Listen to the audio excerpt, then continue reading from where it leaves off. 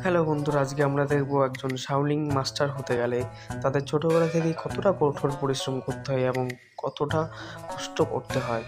তাহলে চলো দেখা যাক। এই যে দেখতে পাচ্ছেন এই ছোট বাচ্চাটি, সে দেখুন কত সুন্দরভাবে জাম্প করছে এবং কত সুন্দরভাবে স্টেপগুলো দিচ্ছে। দেখতে পাচ্ছেন এটা কিন্তু এমনিতে হয়নি, তাদের ছোটবেলা থেকে যে কঠোর পরিশ্রম করে তবেই করতে হচ্ছে এবং খুবই সুন্দর করছে বাচ্চাটি। দেখুন কিভাবে, দেখুন কাঠের মধ্যে ঘুষি মারছে।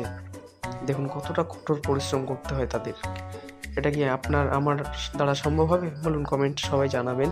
দেখুন কিভাবে একজন শাওলিং মাস্টার তৈরি হয়। খুবই সুন্দর, অসাধারণ প্রতিভা। ছোটবেলা থেকেই এরা ট্রেনিং প্রাপ্ত থাকে, তাই তারা এত সুন্দর। দেখুন কত সুন্দর একটা বাচ্চা এইভাবে দুটো পায়ের উপর দিয়ে কাঠটাকে এইভাবে রেখে দিয়েছে। দেখুন কতটা কষ্টদায়ক ভিডিও। যদি এই ভিডিওটা ভালো লাগে অবশ্যই লাইক, শেয়ার এবং সাবস্ক্রাইব করবেন। দেখুন কতটা কঠোর পরিশ্রম করার পরে একজন শাওলিং মাস্টার তৈরি হয়। থ্যাংক ইউ সবাইকে। দেখা হবে নতুন আরও একটি ভিডিও নিয়ে।